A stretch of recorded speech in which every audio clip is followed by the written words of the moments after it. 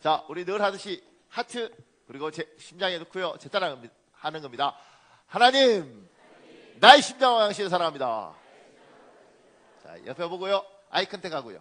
예수의 심장과 당신 축복합니다. 반대편 보고요. 예수의 심장과 당신 축복합니다. 고맙습니다. 자, 우리 이달의 말씀하겠습니다. 예수께서 그들에게 대답하셨다. 이런 불의는 기도로 쫓아내지 않고는 어떤 수로도 쫓아낼 수 없다. 마가복음 9장 29절 말씀. 예수님 기도하겠습니다. 하나님과 멀어지게 하는 것들이 떠나게 하옵소서. 앞날을 암울하게 하는 생각이 떠나게 하옵소서. 가정을 불화하게 하는 흐름이 떠나게 하옵소서. 나라와 민족을 갈라놓는 분열의 영이 떠나게 하옵소서. 예수님의 이름으로 기도합니다. 아멘. 반드시 여러분의 선포대로 될 줄 믿습니다. 오늘 이 에베네셀에 관한 설명이 좀 필요합니다. 지금 전쟁에 이기고 돌을 취해서 이 돌에게 에베네셀, 하나님 여기까지 도왔다, 이렇게 이야기를 하는 거예요. 왜 설명이 필요하냐면, 이제 이스라엘 사람들이, 그 당시에 이스라엘 사람들이 블레셋이라는 사람들한테 늘 당하고, 농사 지으면 뺏기고, 무슨 일이 있으면 와서 엉망진창으로 만들어 놓고 돌아가고, 이걸 계속 당하는 거예요. 그러면서 이 이스라엘 사람들이 무슨 말을 하냐면, 옛날에 이집트에서 그 강한 이집트 군대를 홍해에 하나님이 다 집어넣어 버리고 10가지 재앙 주시고 요단강 가르시고 엄청 났던 그 하나님이 어디 있냐는 거예요.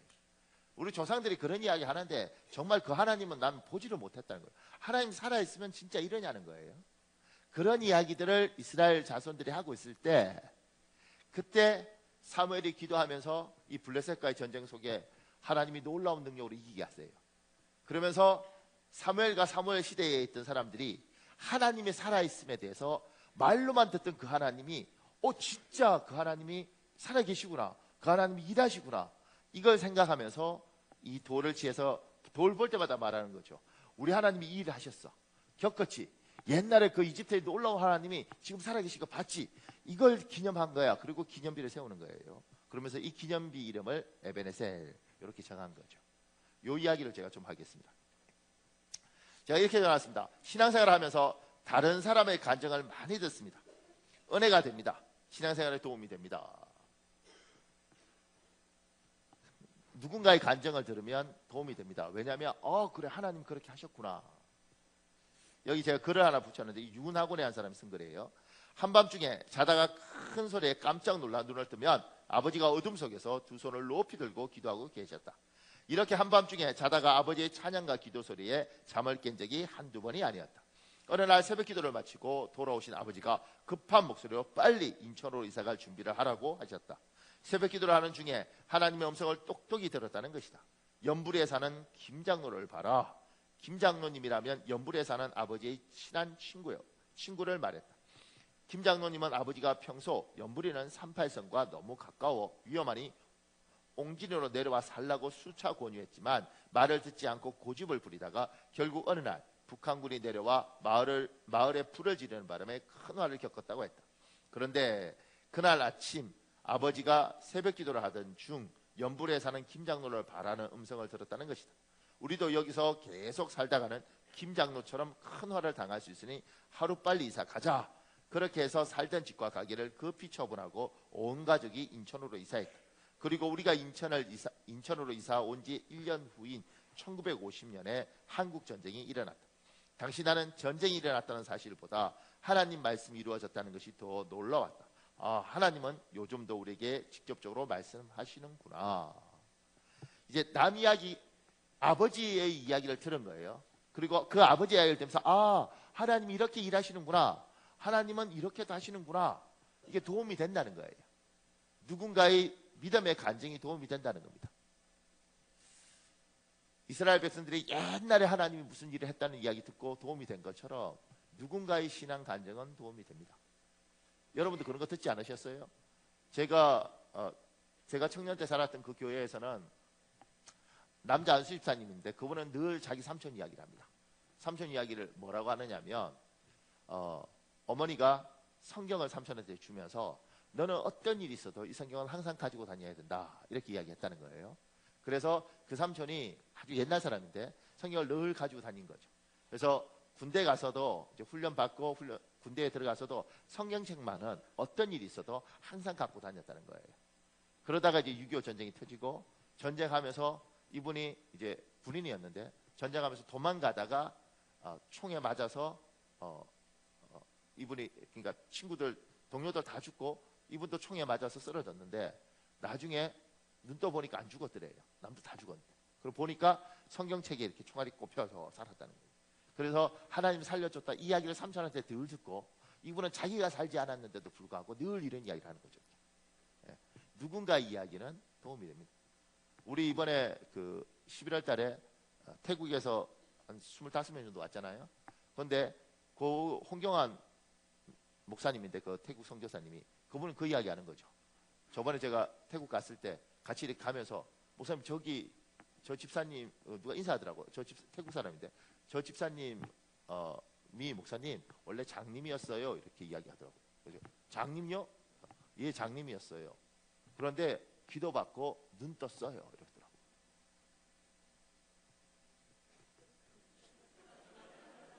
이러더라고요. 나도 목사인데도 이랬어요. 그게 괜찮아요. 근데 눈 떴어 이래요. 그러면서 그러더라고요. 야, 눈을 떴는데도 믿음이 좀 그래요. 이래. 근데 그 남편은 자기 마누라가 눈 떴는데 더 흥분했대요. 전도하고 막 이런데요. 내 마누라가 눈을 떴어요. 지금 눈 뜬 마누라는 별론데. 그 이야기를 하는 거예요. 그러니까 누군가 이야기를 들으면 굉장히 도움이 돼요. 그런데 뭐가 문제냐면 확신이 없더라. 확신이. 아 그렇다더라. 그런데 문제는 뭐냐면 내가 뜬 게 아니잖아. 내가 총 맞은 게 아니잖아. 그러니까 누군가의 간증은 도움도 되고 야 진짜 신기하네 그런 일이 있네. 그런데 지금 오늘 이 에베네셀이 중요한 게 뭐냐면 조상들 이야기를 들었는데 그 조상들 하나님이 도왔다 어떻다 이런 이야기 들었는데도 블레셋한테 당할 때마다 하나님 정말 살아있는 거예요? 정말 하나님 존재하시는 거예요? 이런 의문이 들더라는 거예요. 이스라엘 사람들한테. 근데 정말 하나님이 도와서 전쟁이 이기고 나니까 무슨 생각하냐면 살아계시구나. 내 하나님 있구나. 이렇게 되는 거죠. 그러니까 아버지 하나님이 중요한 게 아닙니다. 내 엄마의 하나님이 중요한 게 아니에요. 그 하나님이 도우면 되죠. 나의 하나님 있느냐는 거예요. 제가 여기 이렇게 적어놨습니다. 그런데 정작 나의 간증은 있는가? 나의 하나님은 있는가? 오해하지 마십시오. 하나님을 안 믿는다는 이야기 아닙니다. 하나님이 살아계심을 믿습니다. 그런데 나와 하나님 사이에 둘만의 이야기가 있는가? 지금 이분이 쓴 글에 조금 전에 말했던 윤학원 씨란 쓴 글에 이런 이야기 있습니다. 윤 선생님, 우리 대학 교수로 발령 났습니다. 교수라니 사실 이것은 기적이었다. 당시 나를 아끼고 사랑해 주던 체리수 교수의 영향도 컸겠지만 내가 교수가 된 것은 한마디로 기적이었다. 정식 교수로 발령받자 비로소 하나님의 섭리가 깨달아지면서 나의 삶이 퍼즐처럼 맞춰지기 시작했다.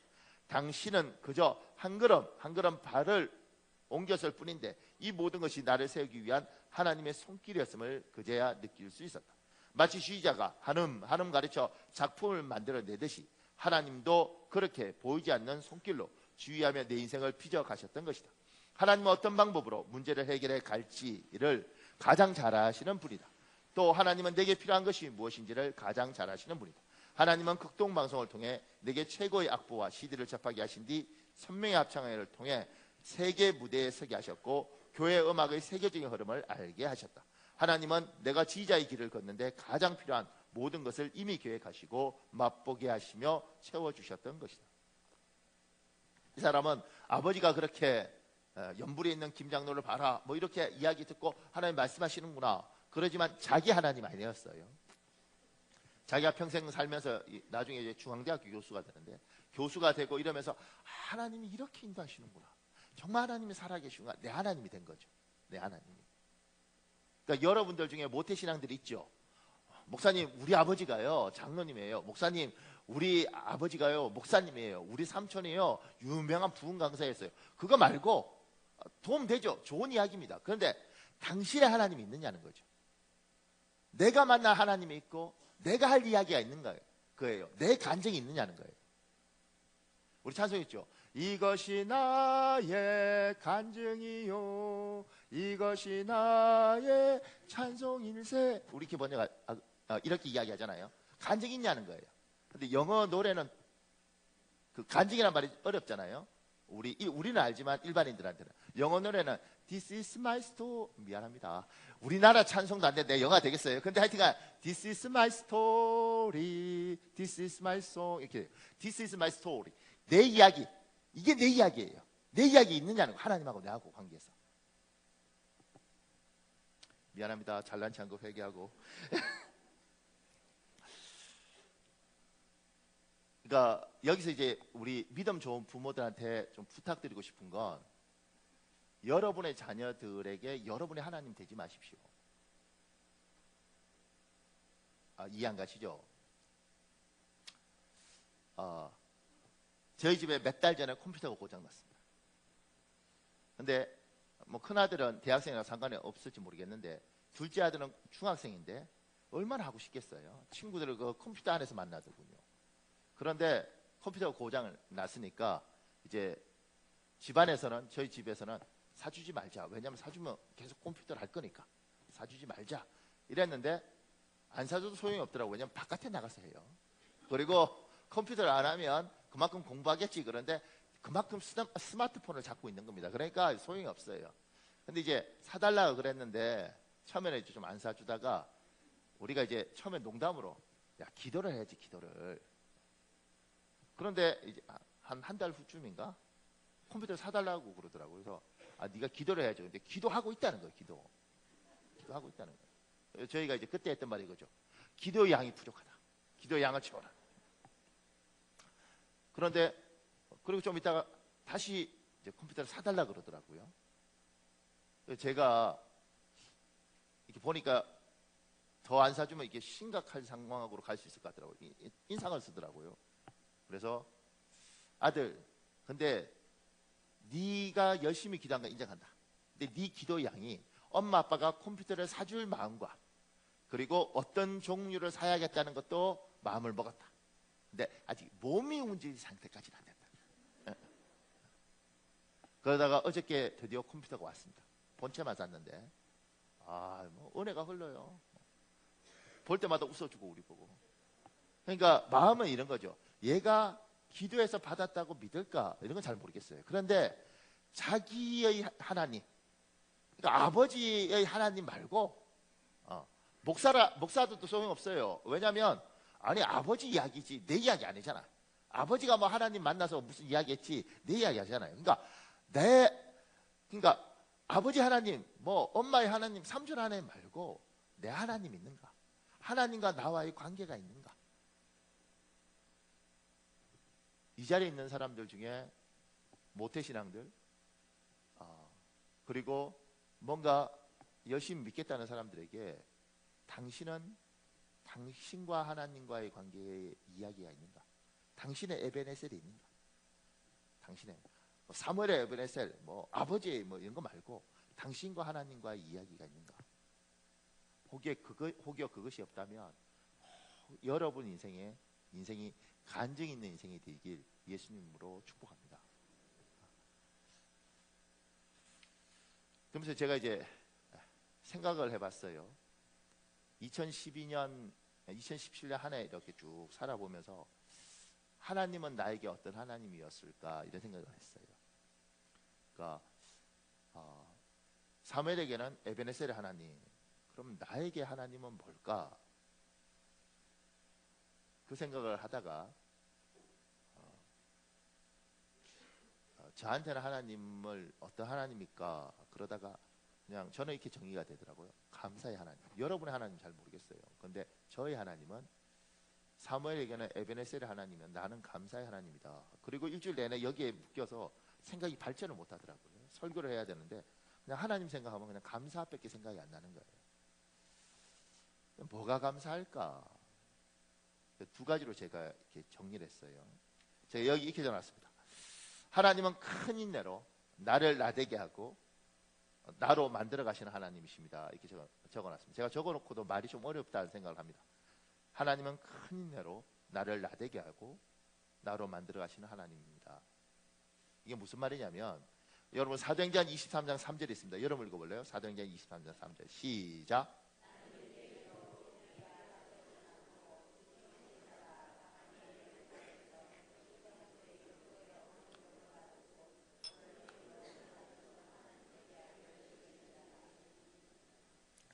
이게 사도 바울이 자기를 소개할 때 자기에 대한 프라이드가 엄청 강할 때 했던 이야기예요. 나는 유대인으로 길리기아 다소에서 났고 뭐 이렇게 하니까 이제 우리 안 닿잖아요.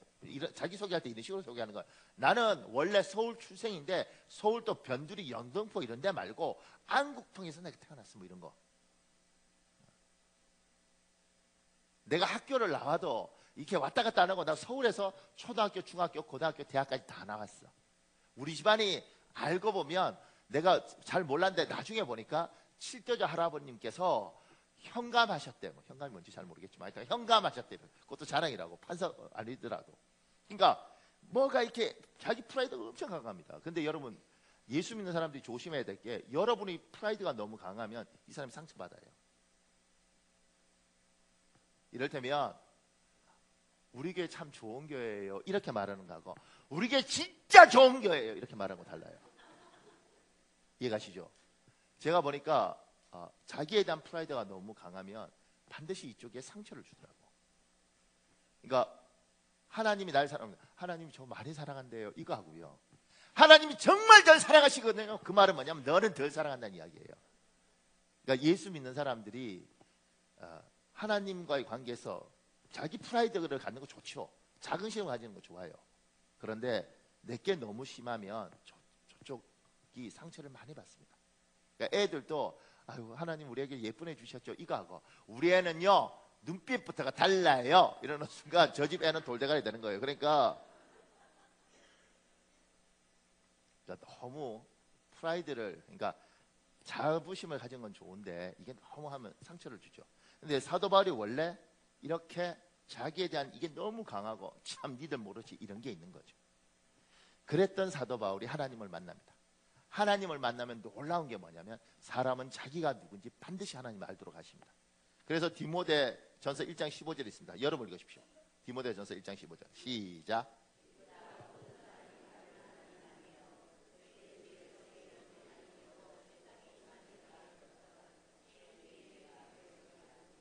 죄인 중에 내가 괴순이라. 어떤 성경에는 내가 죄인 중에 두목이래요.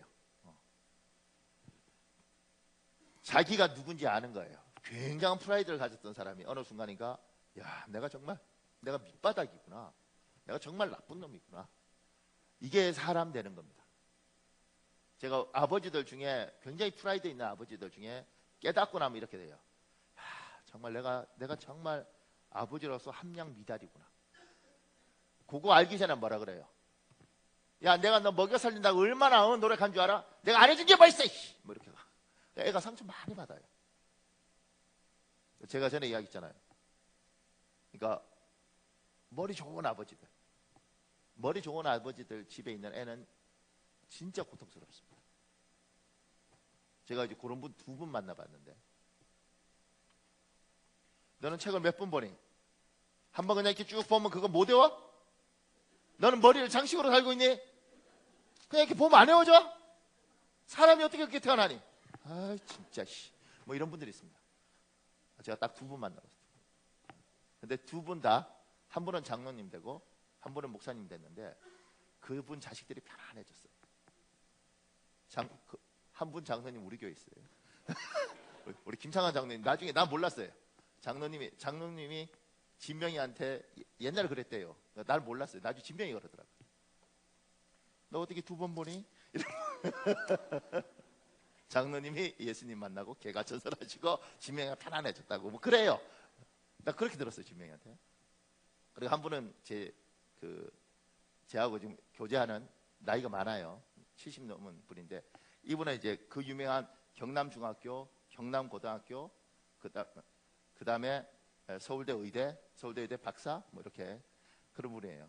그분 둘째가 고려대학교 나와서 그 뭐지 공학 박사더라고요. 돌대가리 아들이 스트레스가 많아도 너는 어떻게 그걸 2번씩 보니 이렇게. 그러니까 그랬던 분들이 예수 그리스도를 깊이 만나면 미안하다 이렇게 아들한테 아빠가 미안하다 이렇게.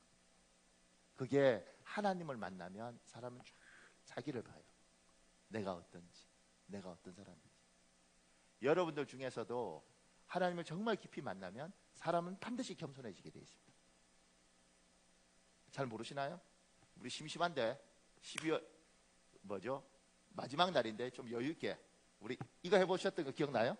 이거 자 모르는 사람들을 위해서 또 이상하게 하지 말고 이렇게 이쪽에 엄지손가락 이쪽은 새끼손가락. 자 앞으로 내십시오. 우리 교회 좋은 교회예요. 예배하다가 자 봐야지. 됐죠? 요거 이제 요렇게 간단하게 하는 겁니다. 이렇게 반대로 뒤집으면 돼요. 이렇게. 예. 이게 요렇게 요렇게. 자 빨리 하나 둘 하나 둘 하나 둘 하나 둘. 그 제가 이렇게 해보면 놀라는 게 뭐냐면 이랑 좀 해봐.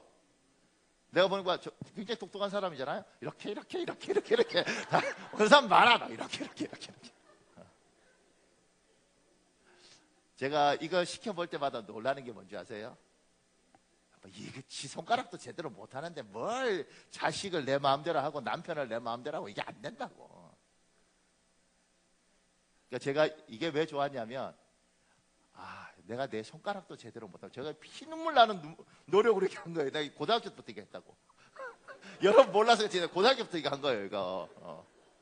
왜냐면 고등학교 때 성질 아주 안 좋은 연극을 하는 형님이 있었는데 그 형님이 저보고 이거 하라 그러더라고요. 이렇게. 그러면서 못하니까 바보야. 이런 것도 못하는 놈이 그때 제가 상처받고 깨달은 거죠. 이거 안 되는구나. 근데 정말 놀라운 건 굉장히 머리 좋은 사람들도 이렇게 할 때 보면 바보냐 바보. 자기 손가락도 제대로 못하면서 뭘 예수를 만나고 자긍심 프라이드 이런 것들을 하나님 쫙 깹니다.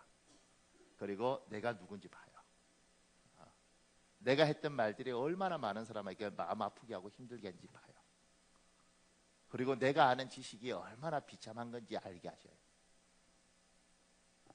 그리고 빌립보서 3장 17절에 있습니다. 여러분 읽을래요? 빌립보서 3장 17절 시작.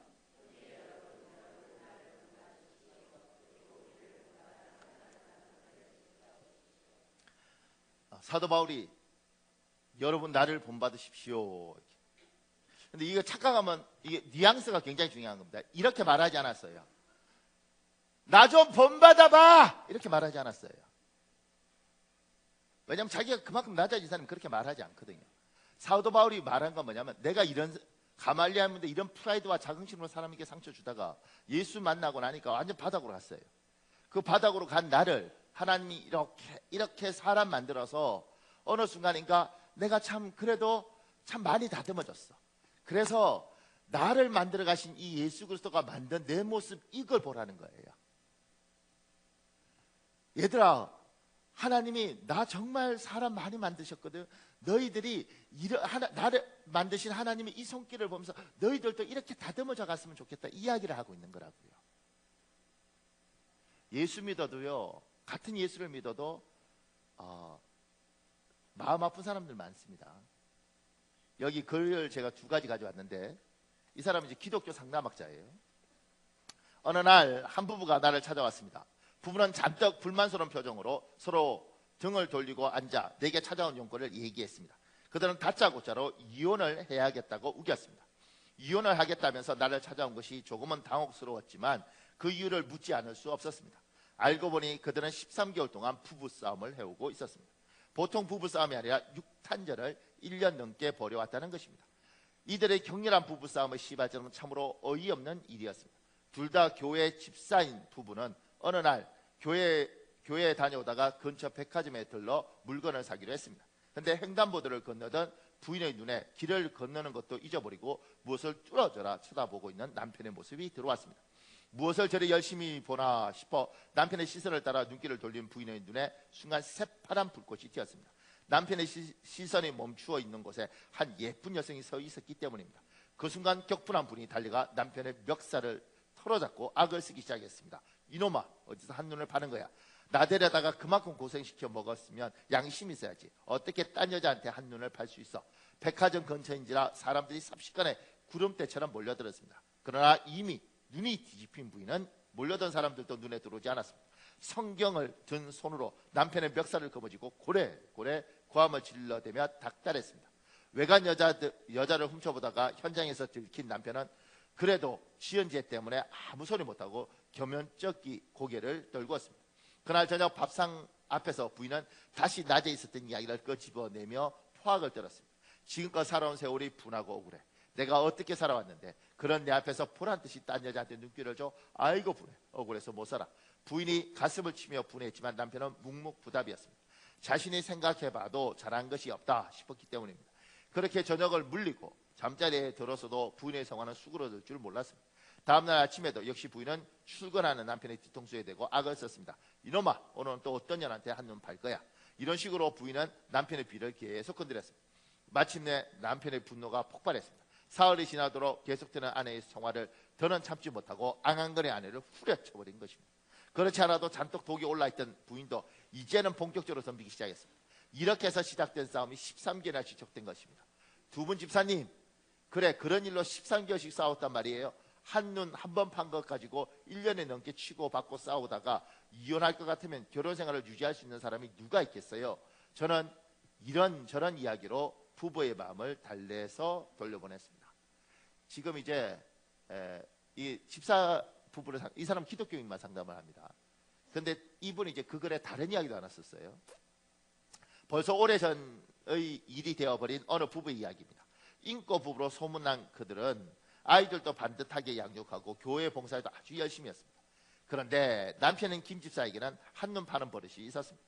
부부가 함께 걸어가다가도 예쁜 여자가 지나가면 김 집사가 부인의 옆구리를 쿡 찌르면서 여보, 저 여자 어때? 정말 예쁘지? 라고 묻고 그러면 부인이 어머 정말이네? 이제 다 봤으면 그냥 갑시다 라고 한다는 것입니다. 또다시 김 집사가 여보, 저 여자 다리 진짜 잘 빠졌지? 멋있는데? 라고 능청을 떨어도 부인이 남편 곁에 서서 기다리다가 이제 다 봤수 갑시다 라고 한다는 것입니다. 이 소문이 나고 사람들이 장난삼아 놀려도 부부의 모습은 한결같기만 했습니다. 하루는 이 부부가 삼각산 등산을 마치고 내려오다가 산 밑에 있던 저희 집에 들렀더랬습니다. 말로만 듣던 그 부부를 보자 나도 장난기가 발동했습니다. 그래 다분히 장난기를 머금고 그 부인에게 물었습니다. 집사님, 김 지사님이 그렇게 한눈을 잘 파신다면서요. 화 안 나세요? 목사님, 그게 왜 화낼 일인가요? 김 지사만 눈 돌아가나요? 내 눈도 돌아가기는 마찬가지예요. 어떤 남자가 예쁜 여자 보고 눈길을 돌리지 않겠어요. 하나님이 그렇게 만들어 놓으신 것 아닌가요? 이만 그런 것이 아니라 저도 멋있는 남자를 보면 저 남자 참 멋있네 하고 쳐다보게 되는 걸요. 그것이 잘못된 일인가요? 나를 뻘이 올려다보며 반문하는 그 부인의 모습이 내게는 매우 인상적이었습니다. 지금도 그때 일을 떠올리면 입가에 잔잔한 미소를 짓게 됩니다. 똑같이 예수 믿는 신자라면서 살아가는 모습이 어찌 이리 다른지 한눈 한 번 팔다가도 1년 넘게 육박전 벌이는 부부가 있는가 하면 날마다 눈 굴려도 행복한 부부가 있습니다. 그걸 재밌죠. 제가 이걸 읽으면서 그 생각 한번 해봤어요. 무슨 생각했냐면 텔레비에 이렇게 예쁜 탤런트 나와가서 남자들이 이렇게 보면 여자들이 뭐 그래 이렇게 하면 남자는 재진 마음이 드는데 여자들은 어우 준기 오빠 멋있어 그래도 우리가 째려보면 안 되더라고. 그러니까 여자들이 그렇게 하는 거 상관없던데요. 어우 차 입혀 멋있어 이래도 상관없고 우리는 쟤 왜 이렇게 예뻐 그러면 어이구 엉큼하게 이렇게 왜 이렇게 남녀를 차별하는 거지? 제가 그런 생각이 글 들면서 봤어요. 근데 지금 제가 이 앞에 글과 뒤에 글 있잖아요, 그죠? 근데 앞에 글의 부부 같은 경우가 정상이죠. 남자가 여자 본다고 아내가 멱살 잡고 좀 심하지만 이런 부부가 예수를 믿어도 이럴 수 있죠. 이런 부부를 하나님이 사람 만드는 거예요. 다듬어서 어떻게 해요? 뒤에 부부처럼 내 남편만 눈 돌아가나요? 나도 눈이 돌아가요. 이렇게 하나님이 사람을 만들어가는 것이 제가 돌아보면서 이게 하나님 앞에 제 입장에서는 드릴 감사다 이 생각이 드는 거예요. 여러분 어떨지 모르지만 저는 뭐 많이 났습니다. 그러니까 제가 오늘 그 생각했어요. 아, 성도들이 볼 때 나는 관상용으로는 참 괜찮을 것 같아요. 그냥 이렇게 설교하고 이렇게 할 때 목사님 참 괜찮은. 근데 데리고 살면 미칠 수 있는 남자 중에 하나입니다. 얘는 몰라서 그렇지. 근데 왜 그러냐면 제가 이제 우리 목사님들 보면서 들었던 생각이, 한국 유명한 신학대학원이 있는데 그 신학대학원에 5가지 목표가 있어요. 그 중에 하나가 이제 목사들이니까 학자가 되라, 뭐 성자가 되라, 뭐 이런 이야기가 있어요. 근데 제 입장이면 거기다가 처음을 뭐 학자가 되라, 뭐 성자가 이렇게 쓰지 않고 처음을 인간이 되라 이렇게 썼을 거라고요. 목사면 당연히 인간이 될 거라고 생각하지만 그렇지 않아요. 하나님이 상태 안 좋은 사람 목사로 선택해서 사람 만들어 가더라고요. 제가요 어저께부터 오늘 아침까지 제가 마음이 좀 안 좋았는데 어제 저녁부터 제가 계속 회개했습니다. 오늘 아침까지. 뭘 회개했느냐면 20년 전 기억이 나는 거예요. 그러니까 저희 집사람이 이제 우리 큰애 요엘이 임신하고 이제 학교 가야 되면 집사람이 이제 이 냄새에 민감하더라고요. 그래서 이제 아기 가지고 얼마 안 됐을 때 헛구역질 하잖아요. 그러니까 헛구역질 막 하는 거예요. 근데 남편이 학교를 가니까 이제 밥상을 차려준 거죠. 밥상 차리고 막바로 식사색으로 막바로 화장실 가서 이제 이렇게 헛구역질 하는 거예요. 근데 저는 맛있게 밥 먹고 출근했거든요, 늘. 근데 지금까지 전혀 문제가 없었어요. 왜냐하면 몰랐어. 근데 어저께 처음으로 내가 사람이면 아내가 그 헛구역질 할 때 밥상 차려주면서 여보 맛있게 드세요 그러고 그러면 이게 밥이 넘어가나? 난 잘 먹었거든. 잘 먹어, 아무 생각 없어. 잘 먹어서 고맙네 그러고 잘 먹고 난 갔어요. 근데 이 사람이면 이게 밥이 넘어가면 안 되는 거잖아요, 그죠? 그리고 이를테면 불러다가 잠깐만 이게 지금 입덧이 3개월이 갈지 4개월 갈지 모르는데 그러면 당신이 입덧하는 동안은 밥을 차리지 말고 우리가 샌드위치를 먹든 뭐 방법을 좀 찾자, 냄새 안 나는 걸로. 이래야 인간이잖아요. 그걸 어제 깨달았어. 어저께. 그래서 어제 밤부터 회개해서 오늘 아침까지 회개했다고. 아침까지. 예.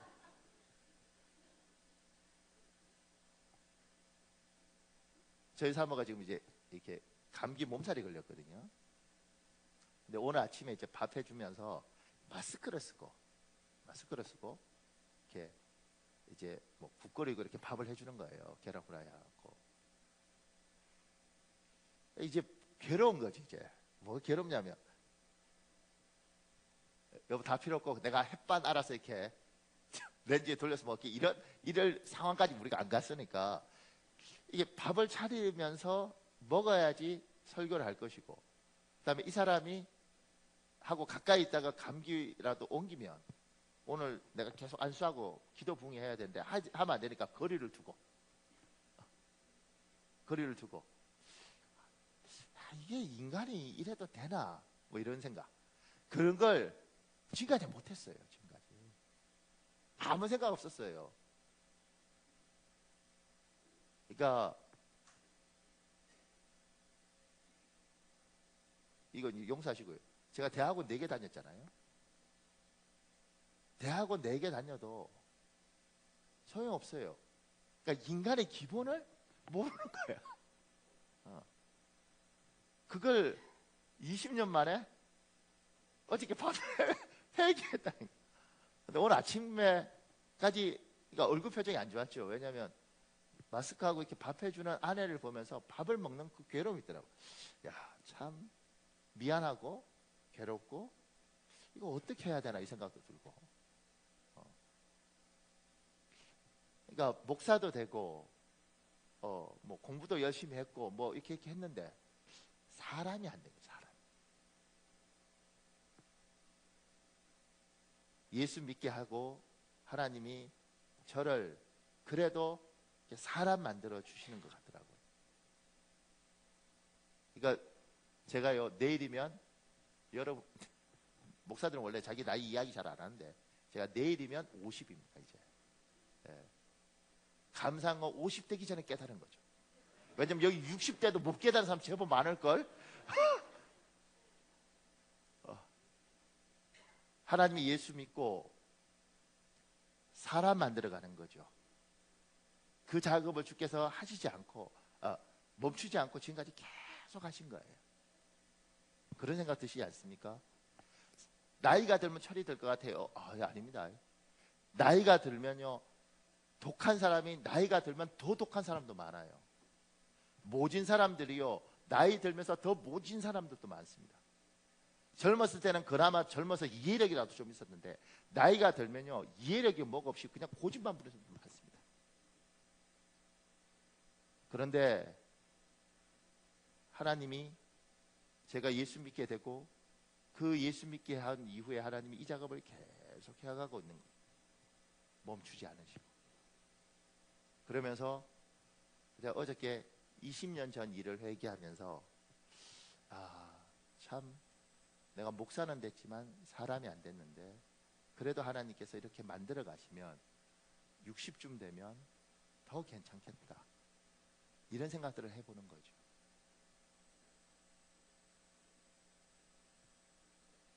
그러니까 돌아보면서 하나님 앞에 참 감사한 것, 저 사람 만들어 주고 계시고, 근데 이건 저의 하나님이시지만 여러분도 같은 하나님이잖아요. 여러분들 중에서도 하나님이 사람 만들어가는 사람 많습니다. 그래서 조금 전에 제가 앞에 글 읽으면서 재밌었던 게 뭐냐면, 남편 멱살 잡을 때 성경 든 손으로 잡았다 그러잖아요. 지나가는 사람 다 볼 거 아니에요. 성경 들고 다 휘두른 거. 거기다 중간에 누가 하나 아는 사람이 더 끼면 집사님 들리지 마세요. 목사님 말리지 마세요. 뭐 이러는 동네 사람들 다 보는. 믿음 좋아도요. 그러니까 교회 믿음 좋다는 게 우리는 그렇게 생각하잖아요. 주일날 예배 오고 헌금 많이 하고 뭐 이를테면 뭐 봉사하고 그런 믿음 좋다고 생각하지만 하나님이 사람이 안 됐으면 사람 만드는 작업을 하나님 계속 하십니다. 그래서 마음이 아플 때가 뭐냐면 울면서 목사님 이렇게 기도하는데 왜 나에게 이렇게 연단이 끊이지 않습니까? 그렇게 찾아오면 참 힘들더라고요. 뭐라고 이야기하느냐면, 그러니까 집사님 더 기도합시다, 그러니까 집사님 성경 공부를 합시다, 이렇게 해줄 수 있는 게 아니거든요. 왜냐면 이 사람 충분히 했어. 그때 해줄 말이 이거잖아요. 그냥 노골적으로 하면 집사님 그러니까 사람이 되십시오, 이렇게 해야 되죠. 나 그냥 놔두겠어요? 목사고 뭐고 머리털 다 뽑아버리겠지. 목사님이 돼서 어떻게 사람이 되라고 이야기하냐고. 그런데 좋은 사람이 되라는, 괜찮은 사람이 되라는, 하나님이 예수 믿게 하시고 우리에게 평생을 거쳐서 한 작업이 이거예요. 저 예수 믿고 지금 예수 믿은 지 이제 만 28년? 만 28년 동안 하나님이 이 작업을 하신 거예요. 그러니까 성경 공부는 그냥 하면 돼. 몇 달 열심히. 신학대학 가서 한 3년 열심히 공부하면 성경은 다 알겠는데 인간을 만드는 작업은 많이 걸리더라고요. 그래서 때로는 주께서요, 아주 유명한 목사님들 있잖아요. 그 목사님들 중에 병 걸린 사람들 많습니다. 하용조 목사님 같은 사람들도 아주 암덩어리 많이 달고 살았는데 왜 그럴까 이렇게 생각해 보니까 오카노 목사도 그랬거든요. 그 유명한 선배들이 그거 아니었으면 교만해서 죽을 수도 있겠다, 이 생각이 들더라고요. 굉장히 유명한 목사님들 중에 아들들이 사고 많이 치는 아들들이 있습니다. 그 아들 아니면 이 사람들이 꺾이지 않을 것 같으니까 어쩌면 하나님이 기도 그렇게 많이 하더라도 놓아두시는 것 같더라고요. 사랑하는 여러분, 여러분 귀한 사람이죠. 왜냐하면 12월 30일 지금 어디 가서 해 뜨는 거 보기 위해서 멀리 갔어야 되는데 예배 왔잖아요. 귀하잖아요. 그런데 여러분과 내 하나님이 우리를 사람 만들어 가고 있습니다. 시간이 가면 갈수록 더 좋은 사람 되시길 예수님 이름으로 축복합니다. 또 하나 더요. 마지막 하나 더는 제가 이건 여러분에게도 하나님 꼭 말씀하기를 원한다고 생각하고요. 그리고 일주일 내내 제가 이 생각이 계속 잡혀 있었는데 그게 뭐냐면 제가 이렇게 적어놨습니다. 나에게 믿음 생활을 시작하게 하신 하나님이 지금까지 믿음을 지켜주신 것에 감사드립니다. 그리고 마지막까지 믿음을 지켜주실 것에 감사드립니다. 그 밑에 제가 이렇게 적어놨습니다. 누구나 교회를 다닐 수 있습니다. 그러나 누구나 믿음을 가질 수 있는 것은 아닙니다. 교회 와볼 수 있죠. 그런데 희한한 건 목사님 믿음이 안 생깁니다, 이런 사람들이 있습니다. 예배 올 수 있어요. 초청해서 오는데 믿음이 안 생기는 거예요. 남들은 저렇게 울면서 은혜 받고 하나님 살아있다 그러는데 믿음이 안 생겨. 그러니까 누구나 교회에 올 수 있지만 믿음은 모두의 것이 아니더라는 거예요. 두 번째는 믿음을 가졌다고 말하는 사람 많습니다. 그러나 마지막 순간까지 믿음을 지킨 사람은 적습니다. 제가 이 디모데후서 4장 10절에 하반절에 여러분 읽어볼래요? 시작. 대만한 사람이 있었습니다. 사도 바울과 아주 친했던 사람입니다. 같이 복음도 전했습니다. 그런데 세상을 사랑해서 떠났습니다. 우리 마태복음 26장 14절 15절 있습니다. 여러분 읽어볼래요? 시작.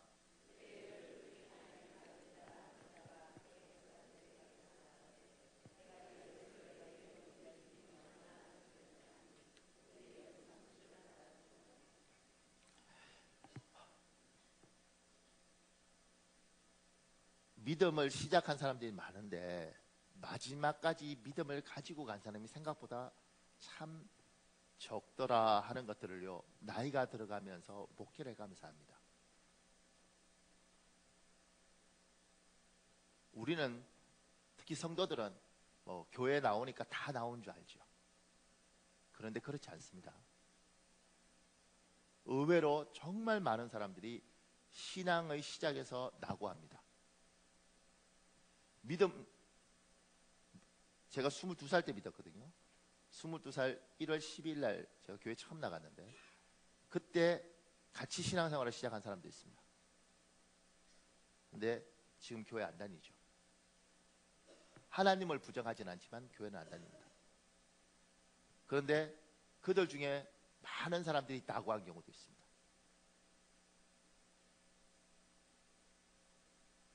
그 사람들만 낙오하는 게 아니에요. 굉장히 마음 아픈 건 목사 안수를 받고 목사가 된 사람들 중에도 신앙에 낙오하는 사람이 있습니다. 제가 굉장히 존경했던 제 한해 선배, 제가 굉장히 아꼈던 제 한해 후배, 이 둘도 저는 100% 확신합니다. 이 둘이 저보다 훨씬 목회자로서 더 순수하고 더 귀한 사람들이었습니다. 후배지만 존경했고 선배지만 사랑했습니다. 이 두 사람 다 목회 안 하는 거 아세요? 다 목회 포기하고 지금 막노동하고 살아요. 저 귀한 선배가 어쩌다가 저렇게 됐나.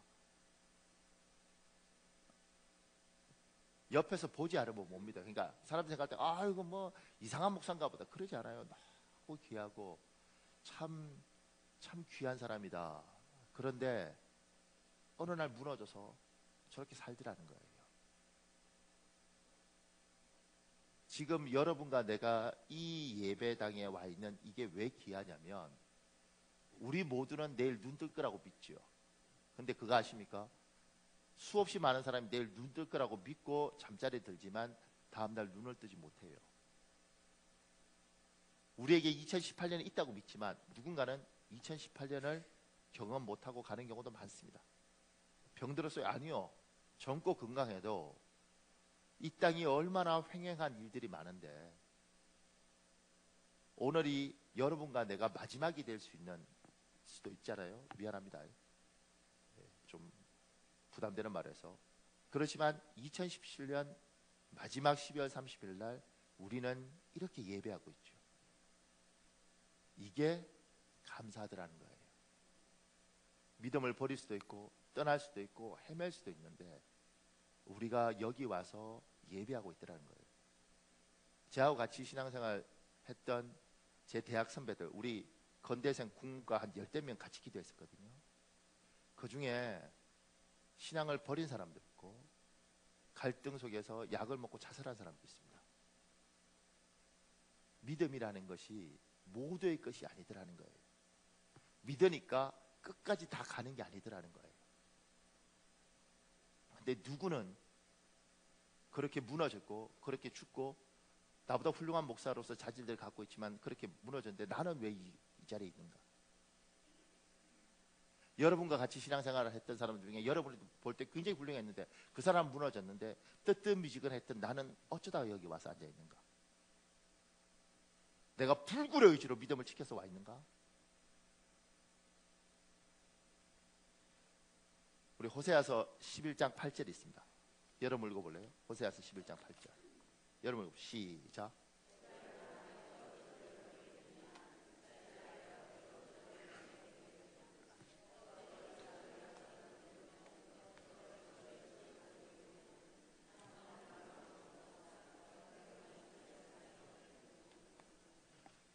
에브라임과 이스라엘은 이스라엘 다른 이름이에요.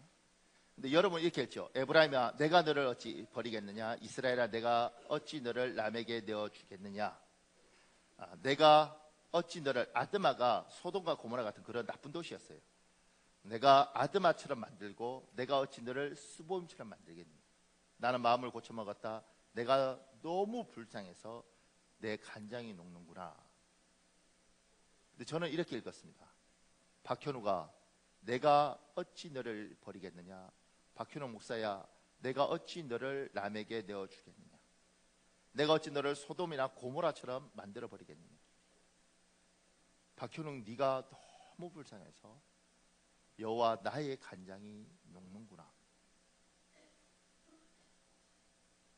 김창환 장로님 오래간만에 왔는데 제가 장로님 보면서 이렇게 읽고 싶습니다. 김창환 장로야 내가 어찌 너를 버리겠느냐? 김창환 장로야 내가 어찌 너를 남에게 내어주겠느냐? 나는 내가 너무 불쌍해서 간장이 녹는구나. 누가복음 22장 31절에 있습니다. 여러분 읽어볼래요? 여러분 읽겠습니다. 시작.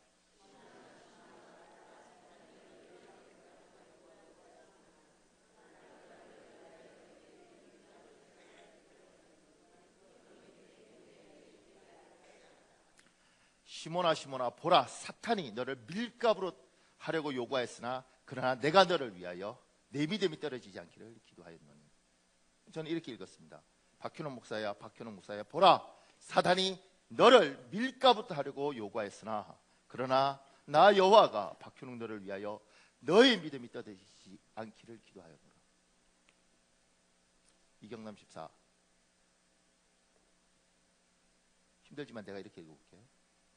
이경남 집사야 보라 사탄이 너를 밀가루로 하려고 요구하였으나 나는 너를 위하여 너의 믿음이 떨어지지 않기를 위하여 기도하였나니 너는 돌이키는 후에 내 형제를 굳세게 하라. 우리가 오늘 왜 이 자리에 있는가? 어떤 사람은 자기의 믿음으로 와 있지요. 근데 저는 제가 이 자리에 목사로 이렇게 있을 수 있는 것, 그리고 여기에 있는 정말 대부분의 사람들이 하나님의 은혜로 이 자리에 와 있다고 나는 믿습니다. 그리고 이 하나님의 은혜가 2017년 이 마무리한 지금 말고 2018년, 2019년 여러분이 마지막 눈 감는 그 순간까지 주의 은혜의 손이 여러분을 붙들어서 하나님 배신하지 않고 하나님 떠나지 않고 마지막까지 예배하고 하나님 신뢰하다가 하늘나라 가는 그 복을 하나님이 여러분과 나에게 지금 이 시간에 하늘문을 열고 가득히 쏘아 부어주시길 예수님 이름으로 축복합니다. 그러면서 우리